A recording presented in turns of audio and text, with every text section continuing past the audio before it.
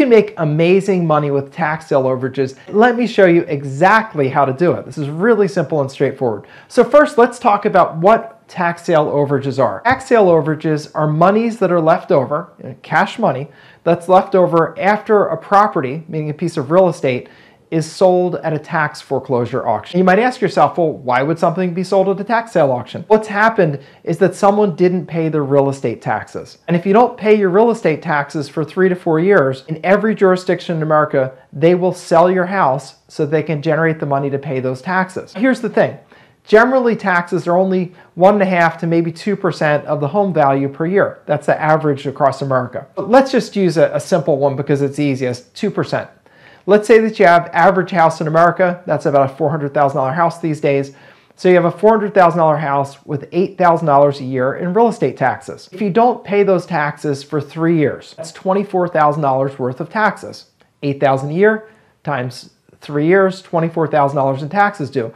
And of course, there are interest and penalties. Those get pretty high with taxes. And let's just take the most conservative approach. Let's just say that with taxes and penalties, your tax bill doubled. So instead of $24,000 in taxes that are due, you have $48,000 in taxes that are due. So what the county at that point is going to do is say, hey, we need to get these taxes. We've got to pay the firefighters. We've got to pay the police. We've got to pay the mayor. We've got to fix the roads. We've got to take the trash. We've got to do all those things that a government needs to do. So what's going to happen at that point is they are going to force that property to an open public auction tax sale. So what happens is those tax sales is bidders like you or me could go there and bid on houses. And usually houses are sold at a discount, generally 10 to 20% discount. So if you're talking about a $400,000 house, it's probably going to sell for anywhere from a 10% discount, which would be $360,000, to a 20% discount, which would be $320,000. If we just do the math. So you would agree with me, I think, that if you bought a $400,000 house for $320,000, that's a really screaming deal, right? So when you think about it, what did they owe in taxes? $48,000. So to make it easy to talk about this, let's round the tax bill to $50,000. So you had a $50,000 tax bill. The county then sells the property to tax sale. They sell it, and again, let's just round the numbers to make it easy. Say that the bidder gets a great deal at the tax sale. They buy it for $300,000. The house sells for $300,000. There's only a $50,000 tax bill due. That means that mathematically speaking, there's $250,000 that's left over. If the property sells for $300,000 and we have a $50,000 tax bill, it means that there's $250,000 left over.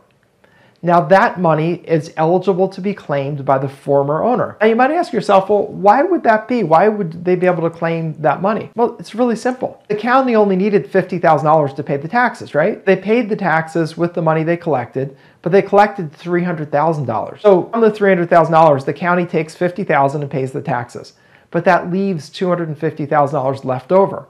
And of course, the person that should get that money is the former owner. And why is that? Because that really represents the equity in their house. So the county doesn't get to keep, $300,000 because they only needed $50,000 to cover the taxes. So that $250,000 in most jurisdictions, and let me stress most jurisdictions, that's available to be claimed. Now there are a couple of jurisdictions where they don't give the money back, mostly because they have a different structure to their sales. Illinois is one of them. Colorado was the second one. Colorado literally sells your house and keeps the change. Illinois just has a completely different system, so this doesn't apply there. Wisconsin, they don't give the money back. And in New York State, for the most part, they don't give the money back. Everywhere else, they do give the money back. And it makes sense, right? Because you owned the house, owed $50,000 in taxes, the government forces that sale, but then the extra money that's left over, that's not a windfall for the government to keep. That belongs to the former owner. But here's the catch. The former owner has to ask for the money, and they have to fill in the appropriate forms and work through that bureaucratic system. And the problem is that most owners, first of all, have no idea that this is even the way that it works. They don't know that they could get extra money back. They certainly don't attend the sale. I mean, think about that. Do you really want to go and watch your house get sold to some bidder at a public auction?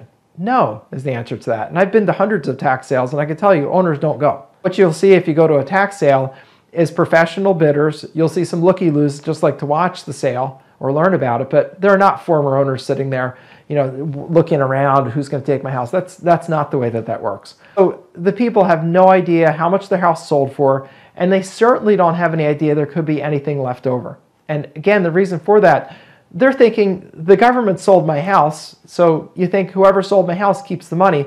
They're also very intimidated by the government. And wouldn't you be too? If the government came and took your house away from you, forced it to a public sale, and told you to get out of your own house, wouldn't you be pretty scared and intimidated by the government? Yeah, I think you would. So they're not going down, to the county to ask about the sale and ask if, there's money for them or anything. They're scared to even go down there. So in the tax sale overages business, the way that we make money is we get the lists of these monies that are left over after the tax sale, and that's basically what it's sold for minus the taxes and penalties. And of course, there's the cost of sale, very minor, a couple percent. But the money that's left over after that, that's the money we're talking about. And it's often very large amounts of money. I would say that a typical claim today ranges from low of $30,000 to a high of $70,000. It's sort of the most of them are in there. That being said, there are very many six-figure claims, especially now that house prices have gone up so much. There are a lot of six-figure claims. If you talked to me 2 or 3 years ago about this, I would have said, there are a couple. If you look at a list, there'll be a handful of six-figure claims, maybe 2 or 3 of them. Today, there are dozens of them. So there's a lot more money in this business today than there used to be, because what a bidder pays at tax sale depends on the retail value of the house that they're going to buy and fix up and resell. So they're willing to pay, a percentage of what the house is worth. Typically 80 or 90%, minus whatever they think the fix-up costs are, but typically 80 or 90% of the home value. So when the house values go up, the bids go way up. That makes sense, right? Of course it does. So what we do is we get lists of monies that are being held by the government, and then we find the people. It's a process called skip tracing. So we find the people, and then we literally pick up the phone and call them, tell them the good news that there's money that's available for them, and we talk to them about hiring us to get the money for a percentage. Now, often people ask me the question, well, why don't they just go get it themselves? They don't know about the money. They don't know it exists. If you had a box full of gold bullion with 10 pounds of gold in your backyard, it'd be worth millions and millions of dollars. If it was buried in the dirt in your backyard, 4 inches under the soil, if you don't know about it, you would never get it. And that's exactly what these people are facing. They have no idea there's this pot of gold down with the government that they could get. They have no idea. So because of that, they don't ask about it and they don't inquire about it. It's not like they have money to go hire an attorney. Most attorneys don't even know this exists. I can tell you that, and I'll tell you that story another time. So the people don't get the money because they don't know about it. Now, another question that's often asked of me is, why don't people, when you talk to them, why don't they then go get it themselves? When we call them, we don't tell them the source of the money. We tell them that we found a big refund that they're owed and that we can go get that money for them. And if they'd like to hire us to go get it, we will for a percentage. We're not giving away that information. You can't. You would be circumvented if you go giving away that information. I know that because at one point we tried that as a script to see what people do. And predictably, we would talk to them and then we couldn't get them back on the phone. And if we looked later, their claim would have been made, usually starting shortly after we had called them. So I realized that didn't work. What we need to do is reach out to the people, call them up, say, hey, Susie, I got great news for you. There's a refund that you could potentially get. Our company specializes in getting refunds for people in your situation. We put up all the money, we put up all the work, and if we get you this big windfall, we get a percentage for making that, for getting that money. If we don't get it, it doesn't cost you anything. That in summary is our sales pitch. It's really great because we're taking a person who doesn't have any money. They're pretty beaten down, feeling pretty badly about themselves and about their situation, and letting them know there's a big windfall they could get. Again, we do this all for a percentage. A typical percentage for us is 40%. Sometimes we'll be at 30% of more expensive claims, but typically 40%. It's a free country though. When you're in this business, you can set your fees at what you want. I can tell you for us, typically 40%, sometimes 30% if it's a large claim. You give me a $200,000 claim, I'm very happy to take 30% on that because that's going to be $60,000 in my pocket. And quite honestly, generally the work is around 8 hours worth of work, plus or minus a little bit. So I'm willing to work for 8 hours for $60,000. I don't know about you. I certainly am. And so that's fine. You don't generally go below that because some claims don't go through. Some claims are harder than others. And we want to make sure that we're making a really profitable business. And also keep in mind, unless you or I reach out to these people and call them and tell them this, they're not going to get their money. The vast majority of this money forfeits to the government. The vast majority of it. And the word for that is called escheatment. And what happens is the money escheats to the government after a deadline. That means after a certain amount of time passes, when the money's been sitting with the government and not claimed, it just forfeits to the government and it's too late to get it. and that is a statute of limitations. That's what us lawyers call it, statute of limitations.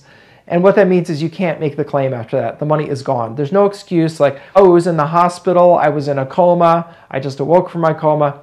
A deadline's a deadline. And in the law, deadlines are deadly. So there's no coming back from that. One of the things that we do in our part of the business, so we've been doing this business for over 10 years, we have research on all the states and how it works in each state. And very importantly, how much time you have to get your claim in each state, because you don't want to miss that. And if you go into this business, you certainly don't want to be submitting things late or calling someone with you not even knowing it that it is it's cheats next week, and you're calling someone and talking to them back and forth. Then next week they say, oh, let's do it. Let's get this $100,000. And you're thinking, oh, I got a $40,000 payday. This is amazing. And then you find out you just missed the deadline by a day. That's not good. So one of the services that we provide in our education side is all of that research. And we've researched all the states so that we can just give you that information. That's information we give to people that are involved with our education side of our business, and that's part of what we do. We have a very large claiming business where we help people get their money back. But the fact is there are 3,000 properties a day sold at tax sale. So there's no way that we can ever keep up with it all, because every business day in America, there are approximately 3,000 properties sold at tax sale. By the way, that number is from JP Morgan Chase from a study they did a couple of years ago. So that's not for me, that's JP Morgan Chase. There's no way we can keep up with all those overages that are generated, because pretty much any tax sale with a building on it, whether it's a commercial building, those sometimes get foreclosed, or a residential building, a house, anything that is what we call in the real estate business an improved property, meaning it has a structure on it, those pretty much all have overages, and all, they sell for a lot at tax sale. If it's vacant land, sometimes it doesn't. You have vacant land where it may be a little strip of land that just, it's like a 6-foot wide strip that's really caused by a surveyor's error at some point in time. That's not the kind of thing where you get overages, but the majority of properties that go to tax sale are improved properties, and I can tell you that each of those is going to have an overage. Some overages are larger than others. The majority of overages are in the $30,000 to $70,000 range these days. And if you think about that at a 40% fee, $30,000 claim's worth about $12,000 to us. A $70,000 claim is worth about $28,000 to us. Our mathematical average, just so you know, is $52,000 is our average claim size. That represents about $20,000 in revenue to our company when we successfully make that claim. The great thing about this business is you could do it at any scale you want. We do a pretty large scale. Right now we have 71 claims that we're working on. It's great, although there were 3,000 tax sales today, 3,000 tax sales yesterday, 3,000 tax sales the day after that, or day before that. So, it's not like we're capturing the market here. So what we do is we do the business, but we also educate people in the business. And a lot of times I get questions from people, well, why do you do education? Why don't you just keep it all to yourself? And there are 3,000 properties a day sold at tax sale. There's no way we can keep it all to ourselves, and it's not necessary. So I've decided, strategically speaking, I want to have an overages business. I love it because I get to help people. We call them up, we reach out to them, we get them big windfalls that they could really use. But I also want to empower other people who want to make their lives better and have a business that's really amazing. I want to empower them to succeed in this also. Because with 3,000 properties being sold at tax sale per day, we have no shortage of opportunity. What we do have a shortage of is people being helped. The majority of the money as cheats, meaning forfeits to the government, because no one ever makes the claim. And that's because someone like you or me didn't call them up, tell them that there's money available, and then go and get the money. That's why we do the education part. I'm not going to tell you that, I'm a saint and I don't do this to make money. Of course, this is one of my streams of revenue. I love doing the education part. I love empowering entrepreneurs to go out there and have a great business. I love indirectly helping the people they help, because when one of my students goes out and helps someone, well, I take a little mental credit for that. They don't have to give me any money. I don't want money from it. I just want the happiness of knowing that people were successful. And I can just, at this point, let me ask the editor, just put up a couple of videos or pictures of the people who are my students and some of the deals that they're doing. And what I'd ask you to look at as you're looking at these deals and these checks that people have gotten, and they're big checks and small checks and everything in between, on the other side of every one of those checks is a hurt, depressed person who lost their house at tax sale and thought there was no hope. And then someone, maybe someone just like you or me and my team, reached out to them, gave them a call, gave them this amazing news that there's money available for them, and then got them a check. It's completely life-changing. And all of those people that you're seeing flashing across the screen, those are all my students, and I'm so proud of them, every single one of them, from the ones doing largest overages to the smallest ones, because they're making a difference in the world and they're making a great life for themselves and their family. So I think it's really great. You know, if you're wondering why I teach that, because of course, everybody looks at these things cynically. Of course you're looking at that. That's why. I do make money at it, but there's a secondary reason also. I like to help people who will help themselves, so people who take on this business and go and crush it, and also helping all those people that have just been flattened by the foreclosure monster. You know, those are people that lost their house at a tax sale. It's absolutely dreadful. That's the why. That's my why. And what we do in our business every day, we're reaching out to former homeowners, calling them up, giving good news. A lot of people will ask me, well, wait a minute, why do they even believe you? And first of all, I'll give you credit. Number one, that's a great question to ask, because that is our biggest challenge. Our biggest challenge is, how do we get these people to believe us? Because of course we call them up, and of course they don't think it's real at first. And that's okay, because that's just a matter of talking to them. And we've developed over the over 10 years we've been in the business, we've developed call scripts, meaning words that you say to help build rapport and to build trust. And I am telling you, you will need to talk to people several times to get them used to this idea and get them signed up. And here's one of the secrets to it. We don't charge anything up front. We don't need a deposit. We don't need a credit card. We don't need their banking information. We don't even need their social security number, because real estate taxes have nothing to do with your social security number. So when we talk to people, that's part of the idea I'm conveying to them, saying, you know, hey, Susie, no, I understand this sounds like, you know, completely too good to be true. I get it. I would feel that same way if I were you. But let me just explain. We do everything on a contingent fee basis, meaning we only get paid if we recover money for you. And when we're doing the work, we don't charge anything up front. We even cover all the costs, we do all the work, and if and when we recover money for you, we get paid out of part of the money we recover, just a percentage of that. The rest of it is yours. You're never actually giving us a check or giving us a credit card or sending us any money. It's safe for you, and I do recognize you need to feel safe, and I understand that. So we make it that way. And by the way, if it doesn't work out, if our research is wrong, if the government just won't give us the money, it doesn't cost you anything. Sometimes we can't get the money. I'll tell you the truth about it. Sometimes we can't. And if we can't, it's not going to cost you anything. We cover all the expenses. We put work into it. It didn't work out. That would be a bummer, but it's never going to cost you anything. So, you know, the question is, do you want to just try? It's kind of like a free lottery ticket. And we'll even go down and buy the lottery ticket for you and check the number.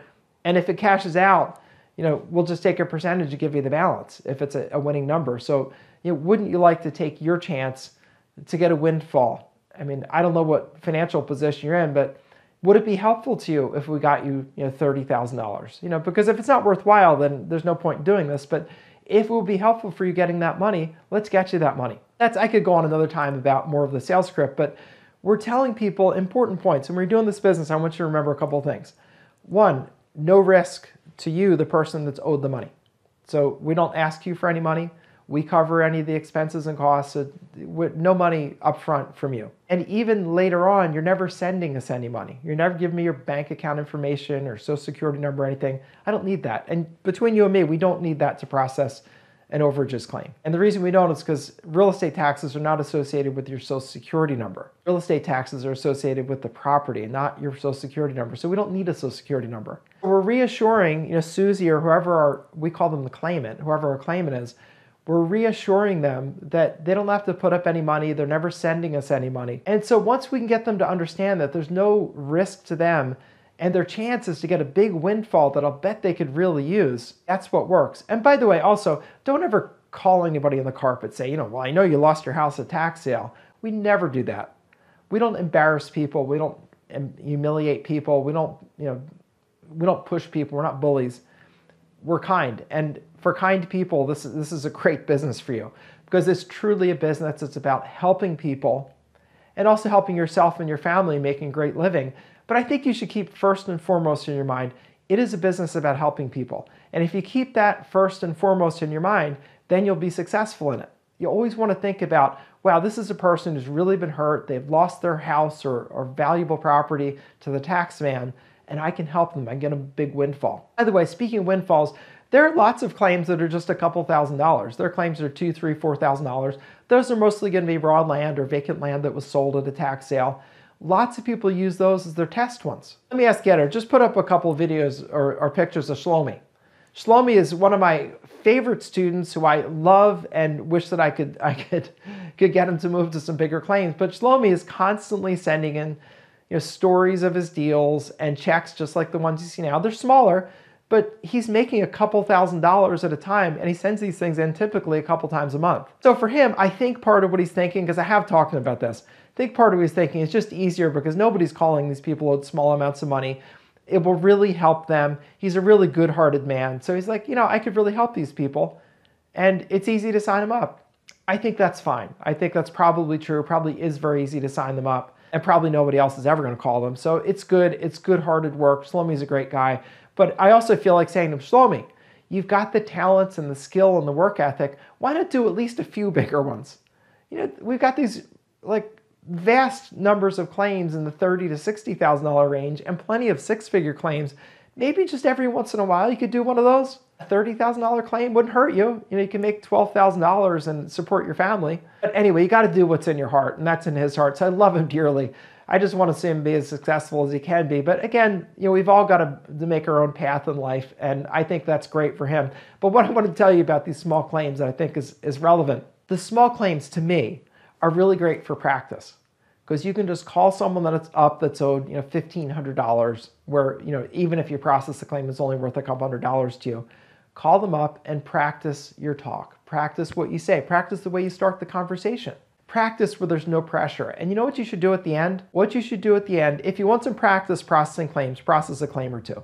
But I think the ideal thing to do with those practice claims or little ones is just at the end say, I'm looking at this, Susie, and I'm realizing this is probably a little small for us to handle, but I really want to do you a favor today. I'd really like to just give you the information so that you can get the money yourself. It's pretty easy. Here's where this money is from. It's, you had a property was lost at tax sale. You need to call that office. Here's the phone number and the person to talk to.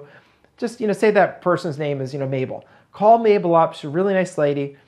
Set up a time to go down there with an ID, fill in the forms, and they'll be able to get you a check. And Mabel's a super nice lady. She'll definitely help you out. And just go go get your money. You really deserve it. It was, it was from your property, so I'd like you to see you get that. No one is going to be mad with you. Susie, who you called, is going to be so happy that some stranger called her up and did her this huge favor.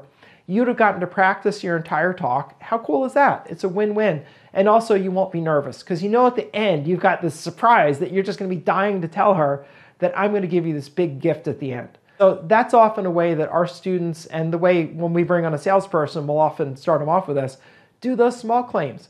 Get your talk so it's smooth and you're used to doing it, and do a bunch of people a favor, and you're going to walk out of there chest out, head held high, feeling great, because you've helped people. And when your friends ask, so what are you doing these days? You haven't been around a lot. I'm doing this new business. I'm helping people who've lost their house at tax sale. Matter of fact, I helped a lady get $2,000 yesterday, and she needs to get her car fixed so she can get to work, and she's going to do that. Or, hey, she needs to make a payment for her child's braces, and she's going to do that.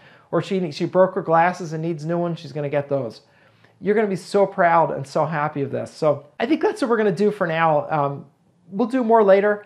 And what I'd like you to do, if you like this message, put some comments down there. If you have some more questions, put them down there. I'll get to the questions as I go through doing more videos. I'll hopefully get to your question and answer them. But put things down there that you're wondering about. And mostly have a positive attitude. We have a lot of bad news today in the economy, in the press. The press thrives on bad news. Everything's a disaster and a calamity. You have so much control over your own life, about how much money you make, and about making your own personal financial economy what you want to make it to be. So don't let the news terrify you into thinking that life is all bad and grim. You have so much control over your money, and this business is available to you. It's a pretty straightforward business. There are things you're definitely going to have to learn. We have a course that can teach you all about it, which I'll tell you about another time. But what I want to tell you right now is that you have the power to make your life materially better. You can do it, I promise. But what you need in order to do that is to go out there, get into action, and do something useful. And overage is the most useful thing I can think of, because we're helping people who are really down, flat on their back. They need this infusion of money, maybe even to get into new housing. We've literally had homeless people that we've gotten back into housing. Literally. One of my students did this one, which is one of my favorite stories. And I'll ask the editor to stick this picture up. The picture you're seeing is a 90-year-old woman that one of my students went and found.